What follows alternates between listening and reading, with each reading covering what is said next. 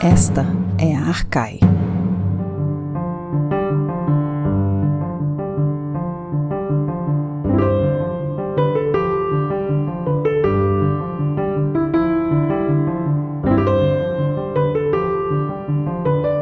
Olá, ouvintes, bem-vindas e bem-vindos a mais um episódio do podcast Arcai. A personagem de hoje é o filósofo pré-socrático Parmênides. E para falar sobre ele, temos o prazer de receber Bruno Conte, professor de filosofia da Pontifícia Universidade Católica de São Paulo e atualmente pós-doutorando em filosofia antiga na Universidade de São Paulo. Eu sou Beatriz de Pauli e junto comigo para esta entrevista está Flávia Amaral, a de Belos Sorrisos, e na produção, Lorena Ferreira. Bruno, seja muitíssimo bem-vindo ao podcast Arcai. Bia, Flávia, obrigado pelo convite. Lorena, é um prazer falar aqui com vocês sobre esse personagem tão curioso como é Parmênides. Bem-vindo, Bruno. Mas antes de conversarmos sobre Parmênides, vamos conversar um pouquinho sobre você.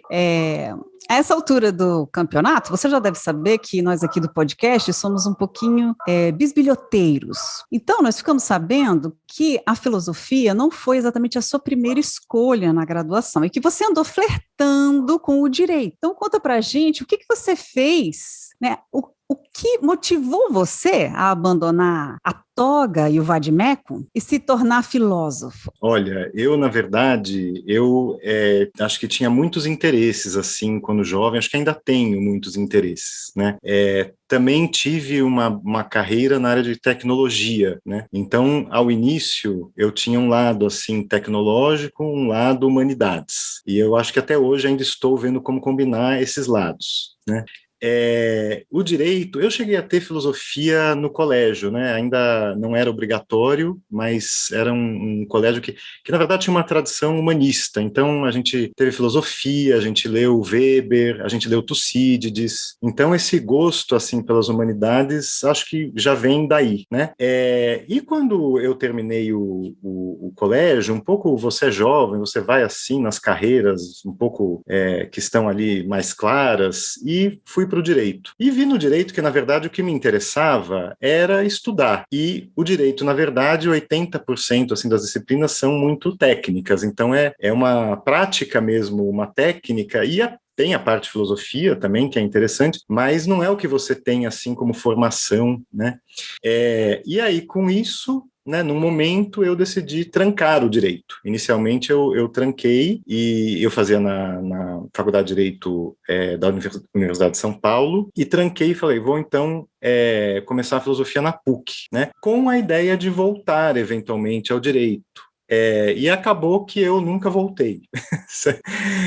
Fiquei por ali. A PUC tinha esse ambiente interessante, né, variado, é um ambiente que tem gente assim que vai atrás de perseguir uma carreira acadêmica, mas muita gente também que veio de outras áreas ou está transitando por áreas, então muita gente de meio cultural, muita gente de psicologia, né, muita gente do direito também que passa pelo curso de filosofia, e uma comunidade relativamente assim intimista, né, porque não são muitos alunos, então acaba que tem um trânsito assim próximo, alunos, professores, e isso um pouco me seduziu, né, então eu fui ficando, né, e fiz a minha formação ali em filosofia na PUC, né. Muito bom. É interessante saber dessas opções, né? Como, por exemplo, o pessoal de letras geralmente gosta ou faz jornalismo, ou tenta fazer jornalismo. Jornalismo, por exemplo, era a minha primeira opção, mas aí eu acabei indo para as letras e depois para as letras clássicas, né? Bom, a gente também sabe que uma das suas atividades é ser conselheiro da Areté, que é um centro de estudo, Areté é Centro de Estudos Helênicos, né, que é uma instituição importante e relevante, que tem tido bastante parceria com o pessoal de clássicas, né? Então, a gente queria saber como que é esse seu trabalho junto com eles. Se você quiser contar um pouco também da Areté, para os nossos ouvintes conhecerem melhor o trabalho, fique à vontade. Com prazer. Então, a Areté é um centro de estudos, e a gente gosta de enfatizar isso de que não é simplesmente um centro cultural, é um centro de estudos, ou seja, a produção cultural, né, em várias áreas. Então, a filosofia, a teatro, a música, dança, história, mitologia, culinária, né? Então, é um centro de estudos e a gente, nos últimos anos, tem feito um esforço de expandi-lo, né? Inclusive de participar de editais, né? E quando a gente foi ver, na verdade, sem ter isso inicialmente na cabeça, a gente já nos qualificávamos ali para uma categoria bastante elevada, né? Então, é realmente um lugar, assim, de bastante atividade. E o núcleo de filosofia é esse trabalho, eu acho, assim, a gente faz aos sábados e, para mim, é a atividade que, às vezes, é o que mais me dá gosto, porque reúne ali gente que gosta de estudar grego, gosta de estudar Platão, né? É um grupo que a gente tem lido Platão, né? E gente, agora, então, com a pandemia, mesmo gente que nem em São Paulo está, né? Então, é realmente muito prazeroso, e lá, no núcleo de filosofia, a gente tem esse seminário que é a principal atividade, né? Que é leitura do texto grego, né? Então, cada um tem gente lá com muita competência de grego, né? Gente mais iniciante, mas a gente vai para ler o texto grego, discutir grego e discutir filosofia, né? Com perfis bastante diferentes. Então, quer dizer, não é um modelo assim, Oxford, rígido, de primeiro explorar todas as possibilidades gramaticais. A gente faz um pouco disso também, né? Mas discute muito filosofia com o que cada um traz, né? Da sua trajetória. Então, com bastante liberdade, né? Porque também não é um ambiente acadêmico convencional, né? É um ambiente mais livre e um espaço muito agradável, né? Não sei se já tiveram oportunidade de ir, né? Flávia está acenando que sim. É muito agradável. Agora faz assim menos de um mês que a gente conseguiu retomar as atividades presencialmente em modalidade híbrida, que foi uma coisa assim que a gente ficou pensando como fazê-lo, mas funciona muito bem, né? Não é tão complexo quanto a gente imaginou, e a gente tem hoje gente que, ou porque não quer sair de casa, porque tem alguma questão, mas mesmo gente que não está em São Paulo, e funciona muito bem, né? E é um grande prazer, né? Essa é realmente uma atividade que nos dá muito prazer, né? Bruno, e como é que as pessoas fazem para poder participar, se elas quiserem? Olha, podem visitar o site da Areté, né? Há um site, se eu não erro, areté.org.br, se não for isso a gente depois arruma, e lá há uma descrição das atividades dos vários grupos da Areté, né? E há o e-mail de contato da própria Areté, ou então podem falar comigo ou com o Vicente de Arruda Sampaio, né? Que é quem dirige esse seminário comigo, né? E que é presidente da Areté, né? Então podem nos contatar, acho que vocês vão deixar o meu e-mail, certo? Acessível, e com prazer, quem tiver interesse, né, entre em contato. Tá certo. Não, eu já tive a oportunidade de fazer parte de algumas atividades como ouvinte, e também dei uma palestra quando nós tivemos o ciclo especial no ano da Olimpíada, né, em 2016, falando de epigramas do Posídipo, que são epinícios também, né? Tem uma novidade para você. Esse evento, o material desse evento será publicado. Olha só! Exato, está no nosso planejamento, finalmente haverá uma publicação, isso está previsto no planejamento que a gente fez recentemente para a Areté nos próximos anos. Então... Excelente, foi um evento memorável, foi muito agradável e aprendi muito. E vale a pena visitar, o espaço é lindo, fora... né, todas as atividades que são excelentes, mas o espaço em si é muito agradável mesmo. A gente tem até uma oliveira na entrada. Né? Muito legal. Às vezes eu acho que ela, coitadinha, sofre um pouco quando é, né, muito úmido, mas ela tá lá, firme. Tá firme, é isso aí. Bruno, então só para a gente encerrar esse primeiro bloco sobre você, mais uma pergunta sobre outras atividades que você faz relacionadas, claro, à filosofia, mas agora no âmbito de publicações. A gente sabe que você é o editor-chefe da revista Hypnos, e sempre que a gente entrevista alguém que faz esse tipo de trabalho, a gente gosta de saber como que é a revista, qual é o foco da revista, e como que você vê essa atividade dentro, né, da sua trajetória. Essa revista ela foi fundada pela professora Raquel Gazola, né, que ainda é editora da revista, com essa proposta interdisciplinar. Quer dizer, é uma revista, o enfoque dela é filosofia, mas com uma abertura da filosofia para outras áreas do saber, né? Que vem, né, a professora Raquel foi aluna do Vernant, né, que formou muita gente, né? Então ela tem esse interesse mais aberto, antropológico, cultural, histórico. Então a gente recebe publicações não fora de filosofia, sempre filosofia em ligação, né, com outras áreas, né?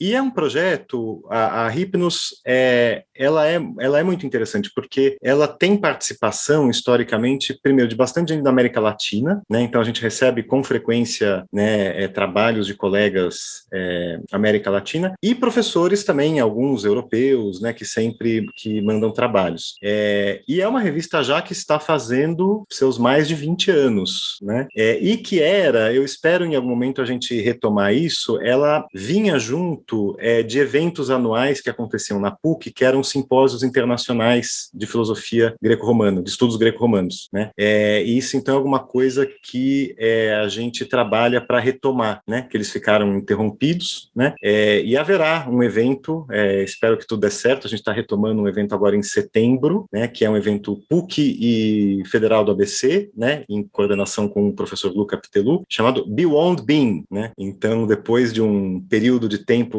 sem grandes eventos internacionais de filosofia antiga na PUC, né? Teremos agora em setembro, acho que vai dar tudo certo, né? E haverá professores convidados e mais de 10 pesquisadores, sobretudo europeus, mas alguns assim até da Ásia, da Ásia, que enviaram trabalhos e virão com financiamento próprio. Então, acho que vai ser bastante interessante quem estiver em São Paulo, aí por setembro, né, venha nos visitar, né? Com certeza, Bruno, vai ser muito interessante. Muito bom. Vamos fazer agora um breve intervalo e voltamos então para falar sobre Parmênides.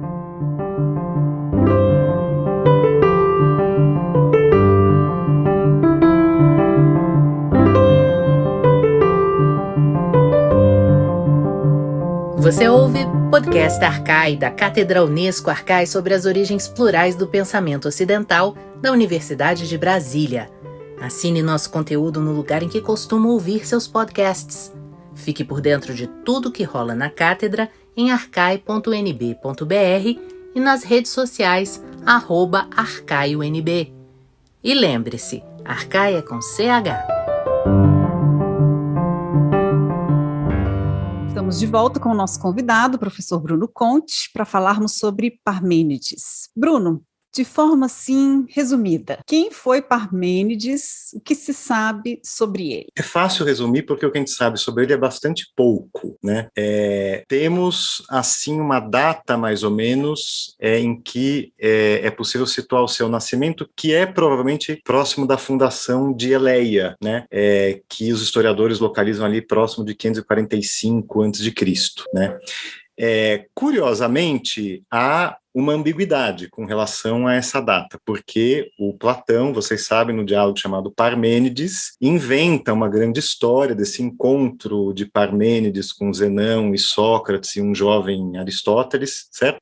Que o Borges diria, né, um encontro impossível, né? E isso, na verdade, já reproduz uma suspeita que vem desde a antiguidade, que isso é uma história completamente inventada, né?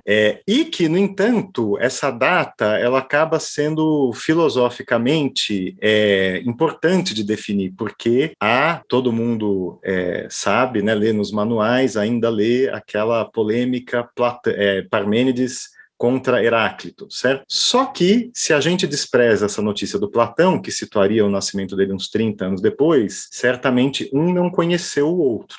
Então, provavelmente eram contemporâneos, não há nenhuma notícia de que um teria tido conhecimento da obra do outro, né?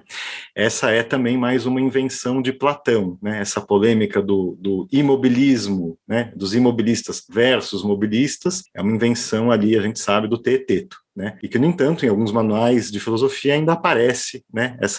Esse esquema, certo? Além disso, o que a gente sabe? Também é importante mencionar a gente sabe que o nome do pai de Parmênides era Pires, E isso permitiu identificar uma descoberta arqueológica de um pedestal com a inscrição, né, Parmênides, filho de Pires, médico, filósofo. Então, muito provavelmente, esse pedestal diz mesmo do nosso Parmênides, né? E nada impede que ele tenha sido fundador de uma escola de medicina. Ele era, aliás, de uma família, isso se sabe também, a notícia, uma família muito influente. Ele mesmo foi legislador, né? Se diz que ele escreveu as leis de Eleia e parece que foi bom legislador, porque a notícia é que gerações seguintes juraram obediência àquelas leis que haviam sido escritas por ele, né? Com respeito a essa outra carreira dele, temos pouca informação do Parmênides médico, mas dependendo de como você entende a obra dele, faz algum sentido, porque parece que ele faz uma grande compilação de saberes, inclusive médicos, né?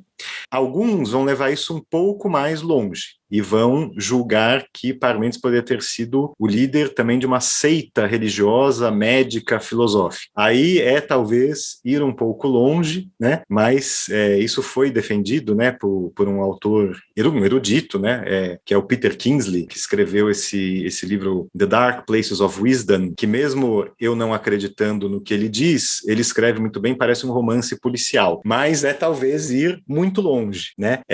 Então, provavelmente o que a gente sabe do Parmênides dá para ir até aí, né? O seu trabalho como legislador, como filósofo, a gente conhece a obra, sabemos que ele foi amigo de um pitagórico chamado Amínias, o que não quer dizer que ele mesmo tenha sido pitagórico, né? E o resto, mais uma vez, é invenção de Platão, porque a outra invenção conhecida é aquela que coloca o Parmênides discípulo de Xenófanes, sendo que Xenófanes é ali de Colofão, não tem nada a ver com Eleia, né? Nunca passou por Eleia, mas Platão, que frequentemente faz isso, né? Agrupa os personagens em bloco em razão de teses filosóficas, então ele cria esse bloco eleático e coloca ali, né, Xenófanes. O que complica é que Aristóteles também vai dizer isso, mas provavelmente isso está nesse registro que eles sabem, eles não estão falando de nada histórico, factual, né? Estão falando de certas posições doutrinárias, e isso, no entanto, criou alguma polêmica entre historiadores, hoje, creio que superada também. Certo. Platão, né, sempre mexendo os pauzinhos dele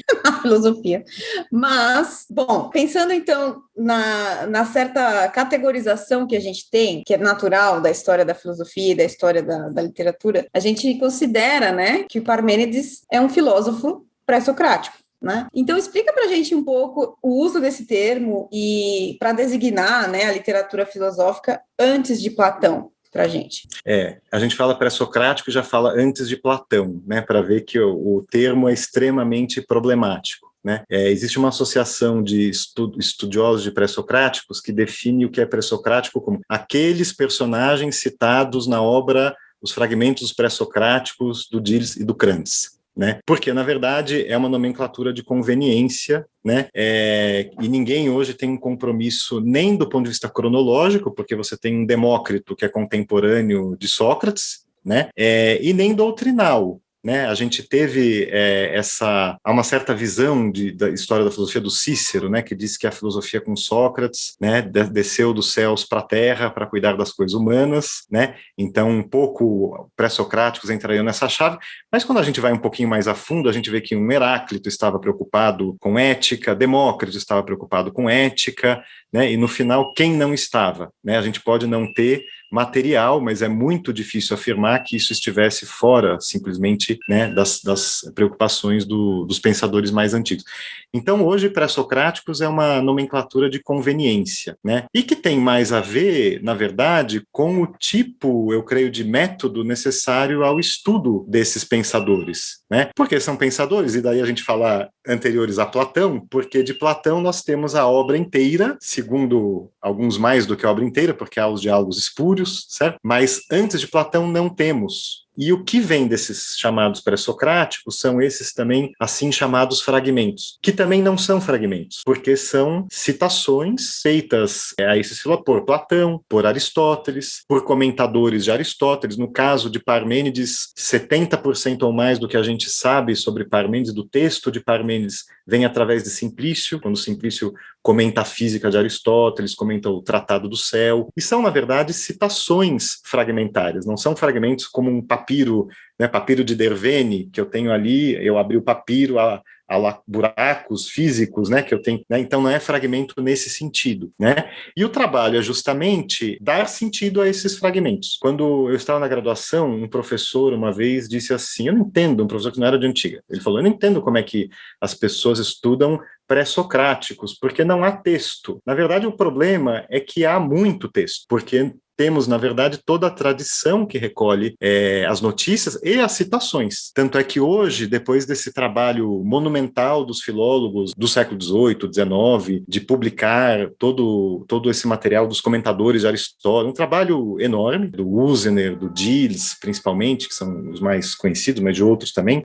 Então, durante o século XX, a característica foi muito assim, temos aqui essas pedras preciosas, que são essas citações que conseguimos extrair. Vamos agora entender os filósofos por eles mesmos, porque esses comentadores aí cada um tem os seus projetos filosóficos, eles querem puxar a sardinha para o seu lado, ou então não entendem direito. Vamos ler o texto e construir a nossa interpretação. Hoje, isso em parte se esgotou, né? Hoje já há um interesse também em aprender como chega o pensamento de cada um desses personagens em certas tradições, inclusive em textos que não foram recolhidos na edição de Ilskranz, dos fragmentos de pré-socráticos. É o trabalho recente agora, de 2016, do Lax e do Most, que trazem textos em hebraico, textos da tradição árabe, e que não estão preocupados com citações, estão preocupados em mostrar certas tradições que recolhem esse pensamento à sua maneira. Então, hoje há um campo bastante aberto, né, de entender como esses pensadores chegam em determinadas tradições, independentemente de ser aquilo que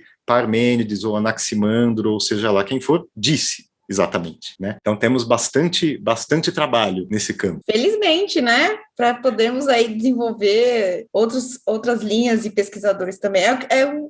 A importância da recepção, né? Eu acho que isso que é legal você ter trazido para nós. Recepção é um campo não só na filosofia, mas também na filologia, no estudo da literatura propriamente dito, né? É bem amplo mesmo. Exatamente. Mas, Bruno, é muito legal a gente ter essa ideia, né? Porque muitos dos nossos ouvintes podem não ter esse background, então obrigada por ter esclarecido essa questão. Agora vamos para uma outra questão também, mais ou menos de cunho de nomenclatura, de localização dessa nossa personagem, que é em relação ao seu contexto filosófico da época, né? Então, a nossa pergunta seria qual a relação, então, de Parmênides com esses contextos filosóficos da época, em particular em respeito às ciências nascentes, cosmologia, astronomia, matemática, esses outros saberes, né? Por que então a gente ouve dizer que há uma dificuldade de se saber se ele era ou não cosmólogo? Bom, o Parmênides, ele é essa figura peculiar, porque, bom, além disso tudo, ele ainda escreve em versos, né? Então, uma dificuldade é entender por que ele faz isso. E provavelmente isso é uma estratégia de comunicação, né? É uma estratégia de comunicação, e se a gente olha com cuidado, ele traz ali uma pluralidade de traduções, inclusive de idiomas, né, diversos. Né? No entanto, e alguns leem isso de maneira orgânica, né? Então, por exemplo, o Kingsley, que eu mencionei, ele acha que aquela narrativa de uma viagem nos carros que encontra ali a deusa seria uma catábase, né? Uma revelação de Perséfone e tal. No entanto, provavelmente aquilo é uma estratégia que permite a Parmênides dialogar com a tradição, sem necessariamente estar numa relação meramente orgânica com ela, né? Depois a gente pode falar um pouquinho mais sobre isso, se quiserem, a gente pode até mencionar alguns detalhes, porque ele usa os meios expressivos, mas com uma certa consciência do descolamento, né? E como isso entra, então, nessa tentativa de decodificar o seu contexto filosófico? A grande polêmica é saber se Parmênides, quando menciona, porque a gente tem ali alguns fragmentos de caráter cosmológico, e a recepção de Parmênides fala largamente de suas doutrinas cosmológicas, sempre atribuindo-as ao próprio Parmênides, ao que tudo indica. No entanto, por conta dessa ideologia científica do 19, do 20, que a gente mencionou, que tentou fazer uma leitura das citações, dos fragmentos, surgiu essa leitura de que Parmênides, ele mencionaria doutrinas cosmológicas com uma finalidade polêmica, né? Na verdade, seria um procedimento bastante sofisticado de reconstruir teorias para criticá-las, né? O Diels até vai comparar isso a um saco de pancadas,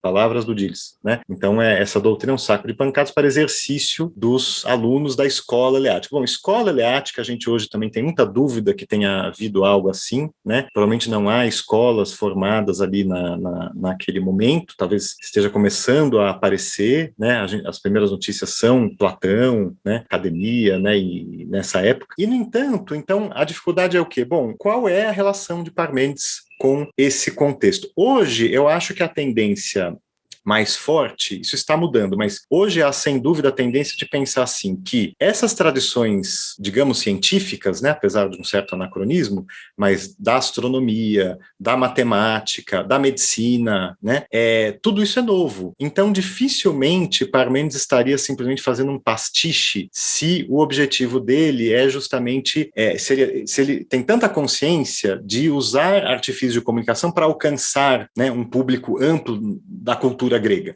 né? Portanto, o que a gente pode pensar é que ele está dialogando com essas tradições e que ele mesmo tem algum tipo de doutrina cosmológica, né? Se é verdade que ele ainda era de uma escola médica, né? Isso tudo vai numa direção, numa mesma direção. Agora, sem dúvida que Parmênides, e é isso que vai, sem dúvida nenhuma, interessar já a Platão, né, e o que virá depois. Parmênides já tem uma certa consciência epistemológica, né, ele coloca certos problemas de caráter epistemológico, certos problemas com relação à própria linguagem humana, né? Ele, antes dos sofistas, né, é alguém que vai fazer uma distinção, né? O fragmento 19, por exemplo, vai dizer, né, que as coisas vêm a ser e os homens nomearam cada uma delas. Então, já no poema há essa distinção, algo de uma proto-distinção no homos physis, né?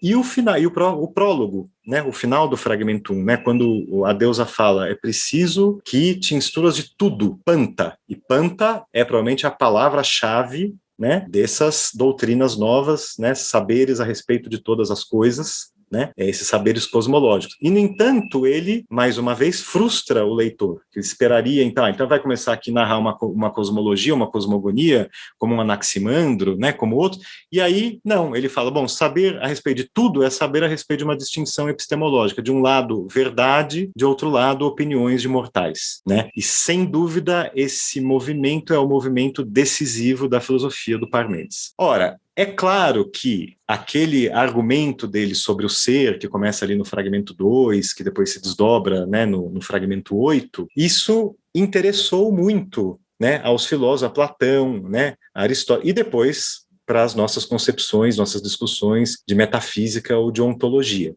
Né? A pergunta é, esse argumento ele é contraditório com uma cosmologia, né? Ou ele teria uma função de estabelecer um ponto de vista crítico para pensar o que é conhecimento, qual que é o objeto do conhecimento, né? E para pensar de maneira diferente, mas não necessariamente rejeitando toda essa pluralidade de saberes que parecem ali catalogadas no poema, né? A gente poderia falar, talvez, de catálogo de saberes, mas já com um elemento novo epistemológico, né? Então, provavelmente, a gente tem notícias, né? Por exemplo, Teofrasto tem uma notícia que diz, né, que o morto tem sensação do frio, né? Você fala, mas que coisa esquisita, né? Bom, na verdade, um dos firsts do Parmênides é provavelmente uma teoria da percepção, porque Teofrasto cita em primeiro, certo? E essa teoria aparentemente é assim, o quente conhece o quente, o frio conhece o frio. Então ele deve ter uma teoria para dizer da maneira como nós percebemos o mundo e por que percebemos o mundo de uma certa maneira, nós nos equivocamos. Nós chamamos certas coisas, né? Dizemos que elas são e dizemos depois que elas deixam de ser ou não são. Isso é falso. Porque para eu dizer que algo eu tenho que cumprir com aqueles requisitos que são mencionados no fragmento 8, né? Então, veja, eu acho que é possível ler Parmênides do ponto de vista de uma espécie de crítica epistemológica, crítica da linguagem ordinária, que não é necessariamente um rechaço, né, desses saberes, mas coloca um ponto de vista crítico, né, que vai interessar muito também a Platão, né, e é o que vem depois. Claro, a gente se interessa muito pelo argumento, inclusive porque é o primeiro documento que nós temos de um argumento que parece se pretender dedutivo, né? O que indica provavelmente que Parmênides está ali em contato com os desenvolvimentos das técnicas de prova da matemática, né? E está recolhendo, né? E é o nosso primeiro documento. Mas Parmênides também eu mencionei então 2, né, firsts dele. Ele também é o mais antigo autor conhecido de uma teoria de identidade sexual, né? E sabemos que ele é o mais antigo porque essas fontes antigas normalmente recolhem de compêndios, né? Como o compêndio perdido do Aécio, né? Ou o Tratado das Opiniões Físicas do Teofrasto, que são perdidos, mas os filólogos procuraram reconstruir, né? E quando essa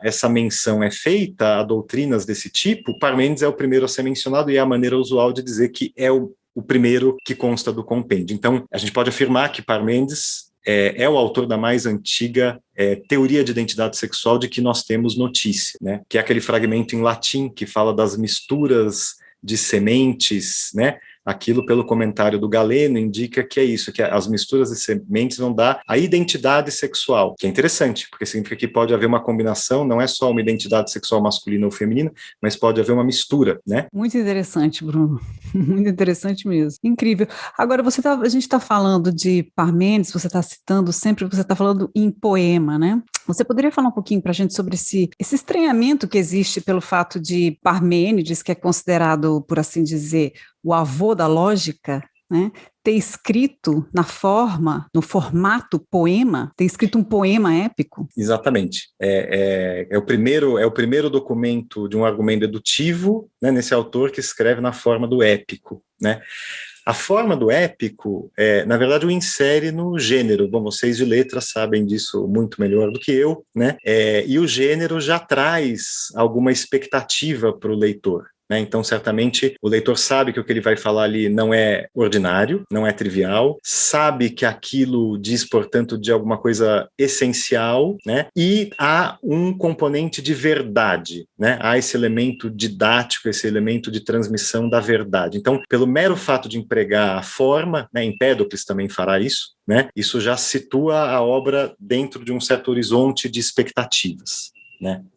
Portanto, Parmênides quer alcançar um público grego, né? Isso que é muito interessante. E ele o faz não só pela forma, mas também pelos elementos expressivos do mito que ele utiliza. Então, o início ali, o carro, né? Essa viagem do carro conduzido por éguas que encontra certas filhas do sol, tal.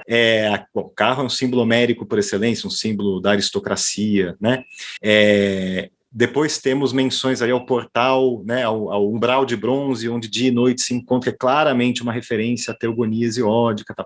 No entanto, a gente poderia longamente falar sobre isso, mas para dizer muito brevemente, me parece que o que ele faz é predispor ao leitor a certas expectativas e frustrá-las. Por quê? Eu falar de Filhas do Sol, viagem assim, que talvez seja celeste, talvez não seja, o texto é ambíguo, o texto tem uma construção sintática ambígua, a gente não sabe se vai para cima ou vai para baixo, mas se ele vai para cima, bom, parece o mito de Faetonte. O Faetonte, né, dirigiu o carro do pai e deu errado, né, porque o carro cai, Zeus vai fulminá-lo para ele não incendiar a terra, né.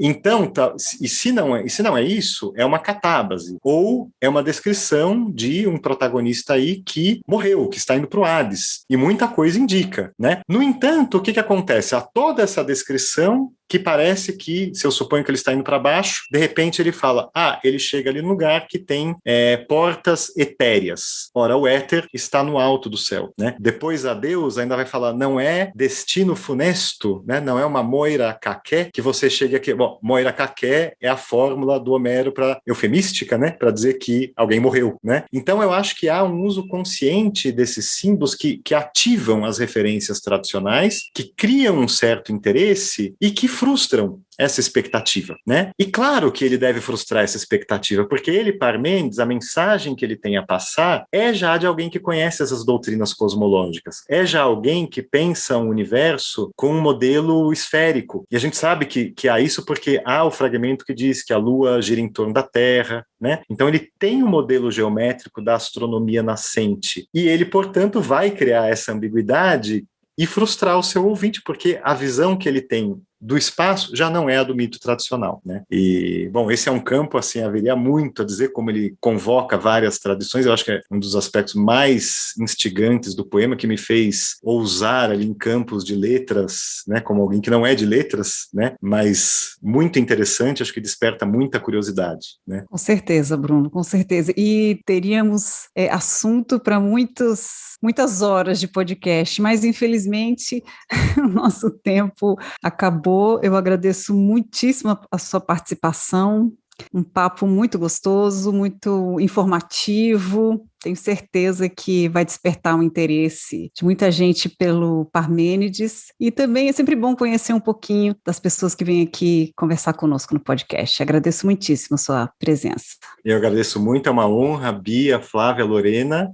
Foi um prazer falar com vocês e espero que isso produza interesse, né, nas pessoas de conhecerem essa obra tão curiosa, um pouco enigmática e ao mesmo tempo que parece ter uma importância tão grande para a posteridade, já por Platão. Às vezes é difícil de entender exatamente o que Platão está tirando dali, né, como aquilo chega, né, mas esse é o nosso trabalho, né, interpretar, certo? Com certeza. Obrigada, Bruno. Obrigado, gente.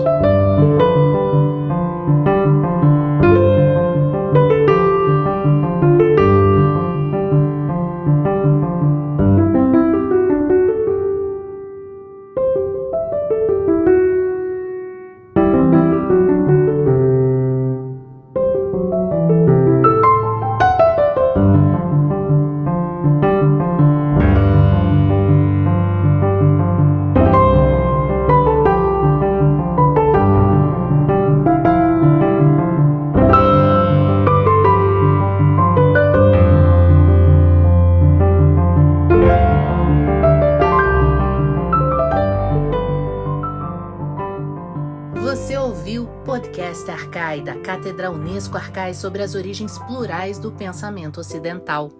Produção: Ariadne Coelho, Arthur Sobreira, Beatriz De Pauli, Fernanda Pio, Flávia Amaral, Gabriele Cornelli e Lorena Ferreira.